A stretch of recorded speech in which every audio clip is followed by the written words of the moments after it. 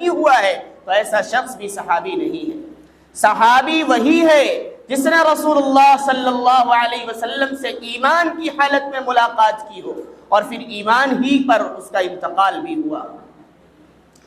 حضرات صحابہ رضی اللہ عنہم نے نبی کریم صلی اللہ علیہ وسلم کے مشن کو، آپ کے دین کو، آپ کے طریقے کو پوری دنیا میں پہنچانے کے لیے بہت کوششیں کی ہیں۔ آپ نے اپنے بیویوں کو بیوہ کیا ہے، اپنے بچوں کو یتیم کیا ہے، اور اپنے گھر والوں کو، ماں باپ کو بے سہارا چھوڑا ہے تاکہ یہ دین محفوظ رہ سکے۔ آج ہمارے سامنے صحابہ رضی اللہ عنہم کا تذکرہ کیا جاتا ہے تو ان کے درمیان کچھ اصطلاحات آتی ہیں، کچھ الفاظ آتے ہیں، تو ہمیں یہ بھی معلوم نہیں ہوتا کہ ان اصطلاحات سے صحابہ رضی اللہ عنہم کے کون کون سے افراد مراد ہیں، ان کے نام کیا ہیں۔ جس طریقے سے نبی کریم صلی اللہ علیہ وسلم اور دیگر انبیاء کے درمیان درجات میں فوقیت ہے، کسی کو فوقیت ہے، کسی کے درجے کی کمی ہے، لیکن تمام انبیاء تمام دنیا کے لوگوں سے افضل ہیں۔ اسی طریقے سے تمام صحابہ رضی اللہ عنہم کی جماعت میں بھی کسی کا مرتبہ زیادہ بڑا ہوا ہے، کسی کا مرتبہ اس سے کم ہے، کسی کا مرتبہ اس سے کم ہے۔ ہمارا اہل سنت والجماعت کا عقیدہ ہے کہ اس روئے زمین پر تمام انبیاء علیہم السلام کی جماعت کے بعد سب سے افضل ترین اگر کوئی شخصیت ہے تو وہ حضرت ابو بکر صدیق رضی اللہ تعالیٰ عنہ کی، ان کے بعد اگر مرتبہ آتا ہے تو حضرت عمر رضی اللہ تعالیٰ عنہ کا آتا ہے، ان کے بعد اگر کسی کا مرتبہ آتا ہے تو حضرت عثمان غنی رضی اللہ عنہ کا آتا ہے، ان کے بعد اگر کسی کا مرتبہ آتا ہے تو چوتھے نمبر پر حضرت علی رضی اللہ عنہ کا آتا ہے۔ اگر کوئی شخص اس ترتیب کے خلاف کرتا ہے اور کسی کو اس کے آگے پیچھے کرتا ہے تو وہ اہل سنت والجماعت کے عقیدے کے خلاف کام کرتا ہے۔ مولانا اسامہ صاحب رحمۃ اللہ علیہ نے ایک مرتبہ فرمایا تھا کہ آج ہمیں قوالی کا شوق ہوا، اور قوالی کے شوق والوں نے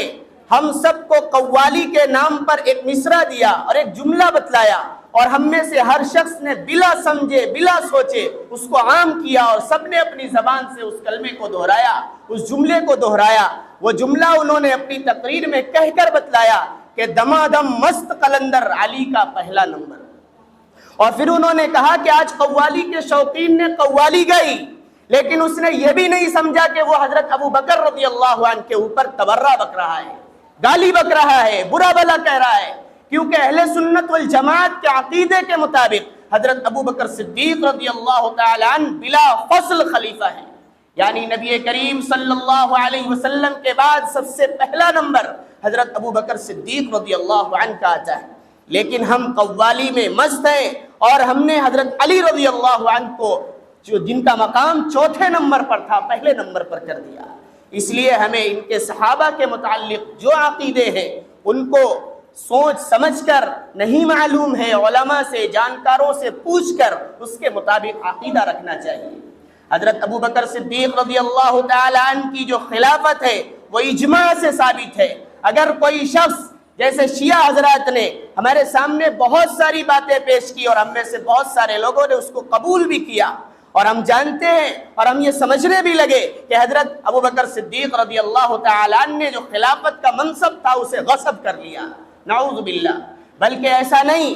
حضرت ابو بکر صدیق رضی اللہ تعالیٰ عنہ کی خلافت اجماع سے ثابت ہے، جو نصوص شرعیہ کا ایک نص ہے اجماع، اس سے ثابت ہے۔ اگر کوئی شخص حضرت ابو بکر صدیق رضی اللہ تعالیٰ عنہ کی خلافت کو پہلے نمبر پر نہیں رکھتا ہے تو وہ اپنے عقیدے کی خیر منائے، وہ اپنے ایمان کی خیر منائے، اس کا ایمان متزلزل ہو چکا ہے، اس کا ایمان کمزور ہو چکا ہے۔ اس لیے ہمیں چاہیے کہ حضرت ابو بکر صدیق رضی اللہ تعالیٰ عنہ کو پہلے نمبر پر تصور کریں، پہلے نمبر پر عقیدہ رکھیں کہ اس دنیا کے اندر تمام نبیوں کی جماعت کے بعد سب سے افضل اگر کوئی شخص ہے وہ حضرت ابو بکر صدیق رضی اللہ تعالیٰ عنہ کی ذات گرامی ہے۔ اور اس کے بعد حضرت عمر رضی اللہ عنہ کا مرتبہ آتا ہے، ان کے بعد حضرت عثمان رضی اللہ عنہ کا مرتبہ آتا ہے، ان کے بعد حضرت علی رضی اللہ عنہ کا مرتبہ آتا ہے۔ ان چاروں خلفاء کو خلفائے راشدین کہا جاتا ہے۔ اگر آج ہمارے سامنے خلفائے راشدین بولا جائے تو ہمیں معلوم بھی نہیں ہوتا کہ ان سے کون سے صحابی مراد ہیں۔ نبی علیہ السلام نے فرمایا علیکم بسنتی وسنت الخلفاء الراشدین المہدیین، کہ تم میری سنت کو، میرے طریقے کو لازم پکڑ لو اور میرے خلفائے راشدین کے طریقے کو، ان کی سنت کو لازم پکڑ لو۔ گویا نبی علیہ السلام نے اپنے طریقے کو بھی سنت قرار دیا ہے اور ان چاروں خلفاء کے طریقے کو اور ان کی سنت کو بھی سنت قرار دیا ہے۔ اور اس کے بعد ایک اصطلاح آتی ہے عشرہ مبشرہ کی۔ عشرہ کے معنی 10 اور مبشرہ کے معنی جس کو بشارت دے دی گئی ہو، کہ نبی علیہ السلام نے ایک ہی مجلس میں بیٹھ کر 10 صحابی کو آپ نے نام لے کر کے باقاعدہ کہا کہ یہ شخص بھی جنتی، یہ شخص بھی جنتی، یہ شخص بھی جنتی۔ 10 صحابہ کا نام لیا ہے۔ آج ہمیں کیا ان 10 صحابہ کا نام معلوم ہے؟ ان عشرہ مبشرہ کی اصطلاح کے اندر جو حضرات آتے ہیں ان کا نام معلوم ہے۔ 4 تو یہی صحابی ہیں جنہیں ہم خلفائے راشدین کہتے ہیں، اور اس کے آگے 6 نام اور ہیں۔ حضرت سعد رضی اللہ عنہ، حضرت سعید رضی اللہ عنہ، حضرت طلحہ رضی اللہ عنہ، حضرت زبیر رضی اللہ عنہ، حضرت عبد الرحمن بن عوف رضی اللہ عنہ، اور حضرت عبیدہ بن جراح رضی اللہ عنہ۔ نبی صلی اللہ علیہ وسلم نے اپنے صحابہ کی خصوصیات بھی بیان کی ہے، اور آپ نے ان کی فضیلت میں بہت ساری احادیث بھی بتلائی ہیں، اور اپنے زبان سے کچھ ایسے کلمات بھی ان کی فضیلت پر ارشاد فرمائے ہیں۔ آپ علیہ السلام نے فرمایا ارحم امتی بامتی ابو بکر، کہ میری امت میں سب سے زیادہ شفیق، میری امت میں سب سے زیادہ مہربان، میری امت میں سب سے زیادہ رحم دل اگر کوئی ہے میری امت پر رحم کرنے والے تو وہ حضرت ابو بکر صدیق رضی اللہ تعالیٰ عنہ۔ یعنی وہ جب کسی کو دین کا پیغام دیتے ہیں، دین کی دعوت دیتے ہیں، کوئی بات بتلاتے ہیں تو بہت ہی شفیقانہ انداز میں، بہت ہی رحم دلانہ انداز میں، بہت ہی نرمی کے ساتھ بتلاتے ہیں۔ آپ نے حضرت عمر رضی اللہ تعالیٰ عنہ کی بھی صفات، ان کی خصوصیت بیان کرتے ہوئے فرمایا کہ وَأَشَدُّهُمْ فِي أَمْرِ اللَّهِ عمر، کہ حضرت عمر رضی اللہ تعالیٰ عنہ اللہ کے احکام پر عمل کرنے میں بہت سخت ہے۔ یعنی وہ جب کسی کو بھلائی کا حکم دیتے ہیں، امر بالمعروف کرتے ہیں اور نہی عن المنکر یعنی برائیوں سے روکتے ہیں، تو ان تمام کاموں میں وہ سختی اختیار کرتے ہیں۔ حضرت عثمان غنی رضی اللہ تعالیٰ عنہ کی صفت اور خصوصیت بیان کرتے ہوئے آپ نے فرمایا کہ وَأَصْدَقُهُمْ حَيَاءً عثمان، کہ سب سے زیادہ سچے حیا کے اعتبار سے حضرت عثمان غنی رضی اللہ عنہ ہیں۔ اور آپ نے حضرت علی رضی اللہ تعالیٰ عنہ کے بارے میں خصوصیت اور صفت کو بیان کرتے ہوئے فرمایا کہ وَأَقْضَاهُمْ علی، کہ سب سے زیادہ لوگوں میں بہترین فیصلہ کرنے والے حضرت علی رضی اللہ عنہ ہیں۔ اور آپ نے ایک موقع پر ارشاد فرمایا کہ سب سے زیادہ علم میراث اور علم الفرائض کو جاننے والے زید ابن ثابت رضی اللہ تعالیٰ نے، اور آپ نے فرمایا کہ اگر سب سے بہترین قرآن پڑھنے والے حضرت ابی ابن کعب رضی اللہ عنہ ہیں۔ آپ نے فرمایا کہ میری ہر امت کا ایک امین ہوا کرتا ہے، اور میری امت کا امین حضرت عبیدہ ابن جراح رضی اللہ عنہ ہیں۔ یہ آپ نے اپنے صحابہ کی خصوصیات کو بیان کیا ہے۔ حضرت ابو بکر صدیق رضی اللہ تعالیٰ عنہ کی خصوصیت تو یہ ہے کہ جب نبی کریم صلی اللہ علیہ وسلم اس دنیا سے پردہ فرما گئے، آپ اس دنیا سے جب انتقال فرما گئے تو سب سے پہلا کام یہ تھا کہ خلافت قائم کی جائے، اسلام کے نظام کو سنبھالا جائے، اور نبی صلی اللہ علیہ وسلم کی تجہیز و تکفین کی جائے، ان کو ان کی قبر میں لٹایا جائے۔ سب سے بڑا مسئلہ تھا۔ سارے صحابہ کے دماغ عجیب و غریب قسم کے ہو چکے تھے، تمام پریشان تھے کہ آج میرا محبوب اس دنیا سے فرما گیا، حضرت پردہ فرما گیا۔ حضرت عمر رضی اللہ تعالیٰ عنہ تو اتنے غصے میں تھے کہ تلوار ہاتھ میں لی ہوئی تھی، اور یہ کہا کہ اگر آج کسی نے یہ کہہ دیا کہ نبی صلی اللہ علیہ وسلم کا انتقال ہو گیا تو اس کی گردن اڑا دوں گا۔ اس طریقے سے ان کے حواس باختہ اور ان کے دل و دماغ قابو میں نہیں تھے۔ نبی کریم صلی اللہ علیہ وسلم کی وفات کے بعد حضرت حضرت ابو بکر صدیق رضی اللہ تعالیٰ عنہ آتے ہیں، حجرے میں تشریف لے جاتے ہیں، لے جانے کے بعد آپ پیشانی پر بوسہ دیتے ہیں اور اس کے بعد 2-3 جملے کہنے کے بعد ممبر پر تشریف لاتے ہیں اور ایک بہترین انداز میں اچھی تقریر کرتے ہیں۔ اس تقریر میں انہوں نے فرمایا کہ دیکھو قرآن کے اندر نبی صلی اللہ علیہ وسلم کی وفات کا، موت کا تذکرہ موجود ہے۔ نبی صلی اللہ علیہ وسلم بھی اللہ کے رسول تھے، بندے تھے، لہذا ان کی وفات ہو چکی ہے۔ جو حضرات نبی صلی اللہ علیہ وسلم کی عبادت کرتے تھے تو یاد رکھو رسول کا انتقال ہو چکا ہے، اور جو حضرات اللہ کی عبادت کرتے تھے وہ اللہ آج بھی زندہ ہے۔ اس طریقے سے تقریر کی، تب صحابہ کے اندر جوش آیا، ان کے دل و دماغ قابو میں آئے، اور حضرت عمر رضی اللہ تعالی عنہ کو بھی ہوش آیا اور انہوں نے اپنے آپ کو سنبھالا ہے۔ پھر ایک ارتداد کی لہر چھڑی، کچھ لوگوں نے یہ کہا کہ ہم دین پر قائم تھے اس وقت تک جب تک نبی صلی اللہ علیہ وسلم اس دنیا کے اندر موجود تھے، آج نبی علیہ السلام چلے گئے، لہذا آج ہم پھر سے اپنے پرانے باپ دادا کے دین پر لوٹ جا رہے ہیں، زمانے جاہلیت کی طرف چلے جا رہے ہیں۔ حضرت ابو بکر رضی اللہ تعالیٰ عنہ نے بہت دبلے پتلے انسان تھے، لیکن ان کا ایمان مضبوط تھا، ان کی ایمانی قوت بہت زیادہ تھی۔ انہوں نے کہا کہ نبی علیہ السلام کے زمانے میں اگر کوئی، کچھ لوگوں نے یہ بھی کہا تھا کہ ہم زکوٰۃ دیتے تھے، نبی صلی اللہ علیہ وسلم کو دیتے تھے، اگر آج نبی علیہ السلام اب موجود نہیں ہے لہذا ہم زکوٰۃ بھی نہیں دیں گے۔ کچھ لوگ زکوٰۃ کا انکار کر رہے تھے، کچھ لوگوں نے یہ کہا تھا ہم زکوٰۃ تو دیں گے لیکن حکومت کو نہیں دیں گے۔ حضرت ابو بکر صدیق رضی اللہ تعالیٰ عنہ اٹھے ہیں اور انہوں نے کہا کہ نبی علیہ السلام کے زمانے میں اگر کوئی زکوٰۃ دیا کرتا تھا اور زکوٰۃ میں وہ کوئی بکری کا چھوٹا سا بچہ دیا کرتا تھا یا باندھنے والی جانور کی رسی دیا کرتا تھا، اگر کسی نے اس کو نہ دیا اور انکار کیا تو ہم اس سے جنگ لڑیں گے۔ گویا ایسے ارتداد کے ماحول میں حضرت ابو بکر صدیق رضی اللہ تعالیٰ عنہ کی ایمانی فراست، ایمانی جذبہ، ایمانی طاقت جو تھی، انہوں نے تمام لوگوں کو دوبارہ سے اسلام کے اندر بالکل اسی طریقے سے قائم کر دیا جس طریقے سے نبی کریم صلی اللہ علیہ وسلم کے زمانے میں لوگ اسلام پر قائم تھے۔ حضرت ابو ہریرہ رضی اللہ تعالیٰ عنہ حضرت ابو بکر صدیق رضی اللہ عنہ کے بارے میں فرماتے ہیں کہ جس وقت نبی کریم صلی اللہ علیہ وسلم کا وصال ہوا اور حضرت ابو بکر صدیق رضی اللہ تعالیٰ عنہ خلیفہ بنائے گئے تو ہم شروع میں تو ایسے ہی تھے، بعد میں ہم نے جانا کہ بالکل رسول اللہ صلی اللہ علیہ وسلم کے قائم مقام ان کا نائب آج ان کی جگہ پر کھڑا ہے۔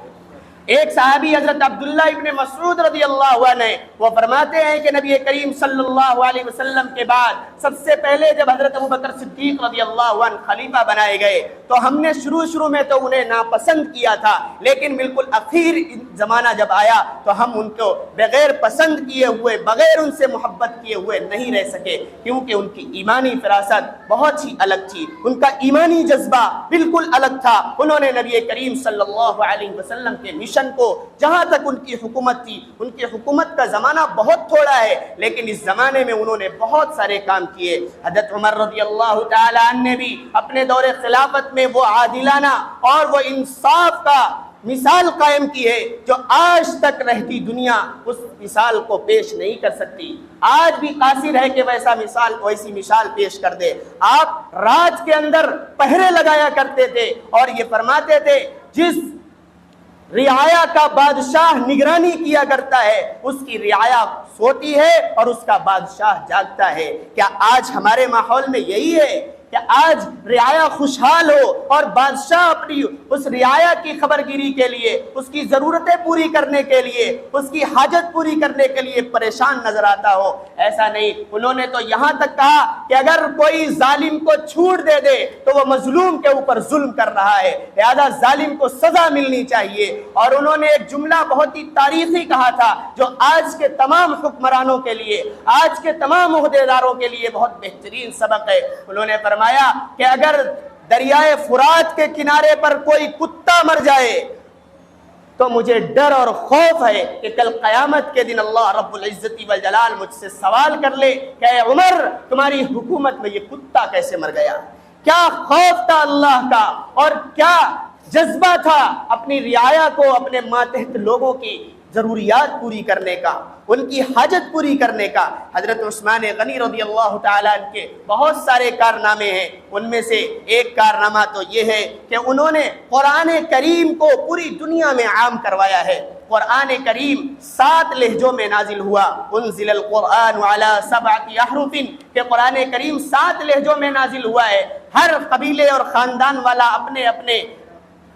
قبیلے کے مطابق الگ الگ لہجے میں قرآن پڑھتا تھا۔ حضرت عثمان رضی اللہ تعالیٰ عنہ کا زمانہ آیا تو اس قبیلے والا کہتا تھا قرآن کی یہ آیت اس انداز میں ہے، وہ قبیلے والا کہتا تھا قرآن کی آیت اس انداز میں ہے، گویا لڑائی اور جھگڑے کی نوبت آنے والی تھی۔ حضرت عثمان رضی اللہ تعالیٰ عنہ نے حضرت ابوبکر صدیق رضی اللہ تعالیٰ عنہ کے زمانے کا جو قرآنی نسخہ تھا وہ منگوایا، اور منگوا کر کے قریش کے لہجے کے مطابق پورا قرآن کریم کے کئی نسخے چھپوائے، اور چھپوانے کے بعد دوسرے نسخوں کو ختم کرا دیا، اور اس ایک نسخے کو پوری دنیا میں عام کرا دیا، جسے آج ہم عثمانی رسم الخط کے نام سے جانتے ہیں۔ بہت بڑا کارنامہ ہے جو نبی کریم صلی اللہ علیہ وسلم کے بعد حضرت ابوبکر صدیق رضی اللہ عنہ نے پورے قرآن کو ایک جمع فرمایا تھا، اور حضرت عثمان غنی رضی اللہ عنہ نے اس کو ایک لہجے پر لکھوا کر کے چھپوا کر کے پوری دنیا میں عام کرایا۔ یہ بھی کار نبوت کا ایک حصہ تھا۔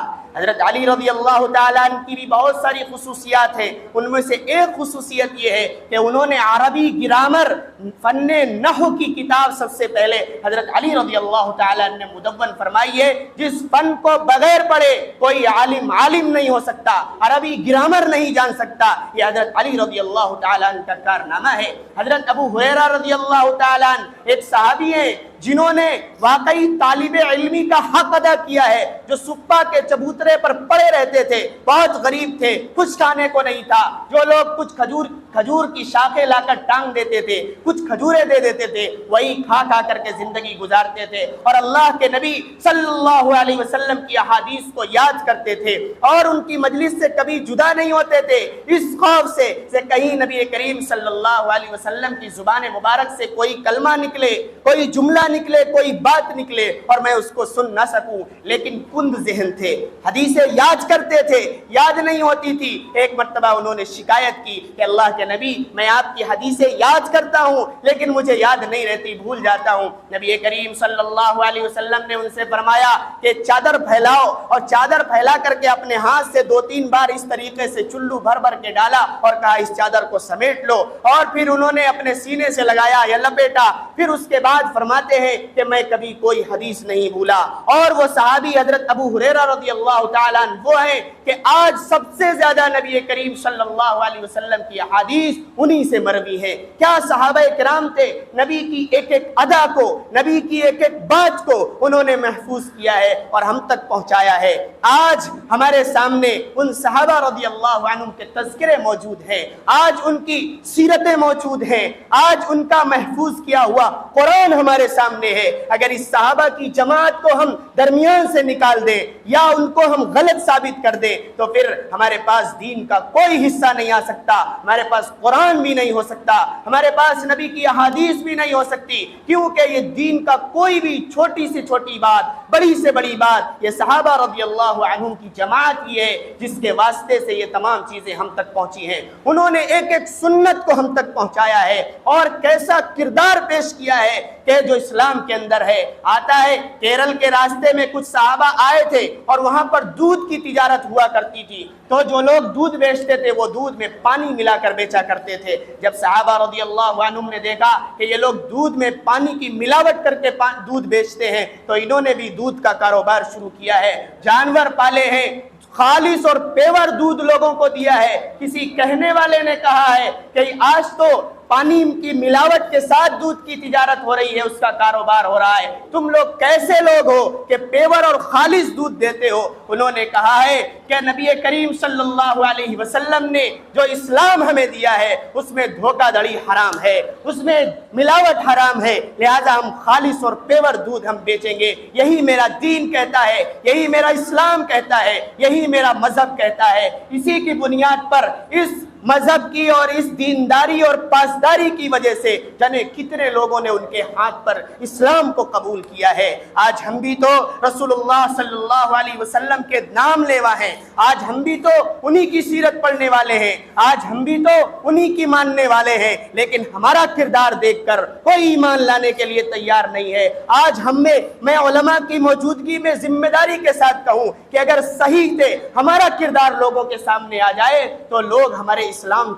اسلام کو دیکھ کر اسلام سے پھر جائیں گے۔ کیوں کہ آج ہم نے رسول اللہ صلی اللہ علیہ وسلم کے طریقے کے مطابق زندگی کا کون سا حصہ گزارا ہے، ان صحابہ کے طریقے کے مطابق زندگی کا کون سا حصہ گزارا ہے۔ ہماری نماز نہیں ہے، ہمارے روزے نہیں ہیں، ہماری کوئی بھی عبادت ہے وہ کوئی ریاکاری سے خالی نہیں ہے، اخلاص نہیں ہے، اس کے اندر اللہ کی یاد نہیں ہے، اللہ کا خوف نہیں ہے۔ بھلا بتلائیے ہم کیسے ان کے مان لیوا ہیں؟ آج حضرات صحابہ رضی اللہ عنہم ہمارے درمیان نہیں ہیں، لیکن ان کی ایک ایک بات کو محفوظ کرنے والے حضرات علماء کرام موجود ہیں، مدارس موجود ہیں۔ پورا دین جس طریقے سے نبی کریم صلی اللہ علیہ وسلم نے اپنے صحابہ کو دیا تھا، منوان ایک ایک حروف کے ساتھ، ایک ایک مسئلے کے ساتھ، ایک ایک لفظ کے ساتھ آج بھی موجود ہے۔ لہذا ہمیں چاہیے کہ مدارس والوں سے ہم محبت کریں، علماء سے ہم محبت کریں۔ نبی کریم صلی اللہ علیہ وسلم نے فرمایا العلماء ورثۃ الانبیاء، علماء انبیاء کے وارث ہیں، اور نبی جو ہوتا ہے وہ زمین و جائیداد چھوڑ کر نہیں جاتا، نبی جو ہوتا ہے وہ سونا اور چاندی اور مال و دولت چھوڑ کر نہیں جاتا بلکہ علم چھوڑ کر جاتا ہے۔ تو علمی وارث علماء ہیں، لہذا آج بھی ضرورت ہے کہ ہم علماء کے دامن کو پکڑیں، اپنی پوری زندگی میں صبح سے لے کر شام تک، شام سے لے کر صبح تک جو بھی زندگی کا مرحلہ آئے ہم ان سے رائے لیں، ان سے پوچھیں کہ یہ موڑ میری زندگی میں آیا ہے، مجھے بتلائیے کہ حضرات صحابہ کا طریقہ اس موڑ پر کیا تھا، نبی کریم صلی اللہ علیہ وسلم نے ایسے وقت کے لیے ہمیں کیا حکم دیا ہے۔ تو انشاءاللہ تھوڑی تھوڑی باتیں پوچھ کر ہم ایک دن اللہ کی نظر میں عبادت کرنے والے بن جائیں گے، کیونکہ نبی کریم صلی اللہ علیہ وسلم سے ایک بار پوچھا گیا کہ سیدھا راستہ کون سا ہے، نبی علیہ الصلوۃ والسلام نے فرمایا ما انا علیہ واصحابہ، سیدھا راستہ وہ ہے جس پر میں ہوں اور میرے صحابہ ہیں۔ آج جن کا طریقہ، جن کا دین، جن کا مذہب رسول اللہ کے طریقے سے، صحابہ کے طریقے سے میل نہیں کھاتا، ضرور دین کے اندر کھوٹ ہے، ضرور وہ دین نہیں ہے جو رسول اللہ صلی اللہ علیہ وسلم نے حضرات صحابہ کو دیا ہے۔ اس لیے چاہیے کہ اب جتنی جانکاری ہمارے پاس ہے اس کو ہم اس پر عمل کریں، نہیں معلوم ہے ہم رابطہ کریں، جانکاروں سے پوچھیں، صحابہ کے واقعات کو پڑھیں، ان کے تذکرے کریں، اپنی مجلس میں، جلوت میں، خلوت میں، گھروں میں اپنی عورتوں کے ساتھ بیٹھیں اور صحابہ کا تذکرہ کریں، اپنے بچوں کو سکھلائیں کہ حضرت ابو بکر صدیق کو صدیق کا لقب کب ملا ہے؟ جس وقت رسول اللہ صلی اللہ علیہ وسلم کو معراج ہوئی ہے اور آپ معراج سے واپس آئے ہیں تو آپ نے بتلایا کہ میں رات میں مسجد اقصی گیا تھا، ساتوں آسمان پر گیا تھا، وہاں پر نماز کا تحفہ ملا ہے۔ تو تمام کفار اور مشرکین نے آپ کو جھوٹا ثابت کر دیا اور کہنے لگے بتاؤ ایک رات میں کوئی اتنا لمبا سفر کر کے آ سکتا ہے؟ اور پھر انہیں معلوم تھا کہ سب سے زیادہ چہیتے، سب سے زیادہ محبوب حضرت ابو بکر صدیق رضی اللہ تعالیٰ عنہ، ان کے پاس گئے اور کہنے لگے مجھے بتلاؤ کوئی شخص ایک رات میں جا کر کے مسجد اقصی کا سفر کر لے، ساتوں آسمان کا سفر کر لے اور راتوں رات واپس بھی آ جائے، کیا ایسا ہو سکتا ہے؟ حضرت ابو بکر صدیق رضی اللہ عنہ نے کہا یہ ممکن نہیں ہے۔ تو انہیں موقع ملا اور انہوں نے کہا تمہارا ساتھی، تمہارا نبی جسے تم آخری نبی جانتے ہو وہ کہہ رہا ہے کہ میں راتوں رات گیا ہوں اور میں مسجد اقصی بھی گیا ہوں، میں معراج پر گیا تھا، ساتوں آسمان پر بھی گیا ہوں اور رات ہی میں واپس آ گیا ہوں۔ حضرت ابو بکر صدیق رضی اللہ عنہ نے پوچھا کہ واقعی میرے اس دوست نے، میرے نبی نے یہ بات کہی ہے؟ لوگوں نے کہا ہاں کہی ہے۔ حضرت ابو بکر صدیق کا فوراً جملہ بدل گیا اور کہا کہ اگر انہوں نے کہا تو یہ بات سچی ہے۔ کیسا ایمان تھا! آج ہمارے سامنے بھی صحابہ کی بات بتلائی جاتی ہے، دین کی بات بتلائی جاتی ہے، لیکن ہمارے نہ قول سے، نہ فعل سے، نہ ہماری ذات سے کسی بھی طرح کی صداقت سامنے نہیں آتی۔ آج بتلانے کی ضرورت ہے کہ اپنی نئی نسل کو بتلایا جائے کہ صحابہ کے صداقت کے وعدے کیسے واقعات کیسے تھے. ہماری نئی نسل کو بتلانے کی ضرورت ہے کہ حضرت عمر رضی اللہ عنہ کے شجاعت کے واقعات کیسے ہیں. ہماری آج ذمہ داری ہے کہ ہم اپنی نئی نسل کو یہ بتلائیں کہ حضرت عثمان غنی رضی اللہ تعالیٰ عنہ نے اسلام کے خاطر کتنا اپنا مال لٹایا ہے اور کس طریقے سے انہوں نے اسلام کی مدد کی ہے. انہوں نے جنگ تبوک کے موقع پر 900 سے زیادہ اونٹ دیے ہیں, انہوں نے 100 گھوڑے دیے ہیں, انہوں نے 200 اوقیہ چاندی دی ہے, کتنا انہوں نے دین کی راہ میں خرچ کیا ہے. یہ مثال ہے. آج ہمارے لیے راہ کھلتی ہے کہ جو لوگ صاحب ثروت ہیں, جن کو اللہ نے مال دیا ہے, دین کی ضرورت پڑے, دین کی اشاعت کے لیے, دین کی تحفظ کے لیے, آج ہم بھی اپنا مال حضرت عثمان غنی رضی اللہ تعالیٰ عنہ کے طریقے کے مطابق خرچ کر کے اپنی آخرت کو سنوار سکتے ہیں. میں نے جو حدیث پڑھی تھی, اصحابی کالنجوم فبأیہم اقتدیتم اہتدیتم, کہ میرے صحابہ ستاروں کے مانند ہیں, ان میں سے جن کی بھی اقتدا کر لو گے راہیاب ہو جاؤ گے. اللہ رب العزت والجلال سے دعا ہے کہ رب کریم صحابہ کے واقعات پڑھنے کی توفیق مرحمت فرمائے, صحابہ کے طریقے کے مطابق اپنی زندگی گزارنے کی توفیق مرحمت فرمائے. اپنی نئی نسل کو, اپنے بچوں کو, بچیوں کو اور خود بھی اور اپنی عورتوں کو, اپنے گھر میں بیٹھنے والی مستورات کو, ان کے درمیان صحابہ اور صحابیات کے واقعات کو پڑھ کر, سن کر, سمجھ کر اس کے مطابق زندگی گزارنے والا اور اس پر عمل کرنے والا بنائے. اللہ رب العزت والجلال مجھے بھی اور آپ تمام حضرات کو بھی کہنے سننے زیادہ عمل کی توفیق مرحمت فرمائے. وآخر دعوانا الحمدللہ.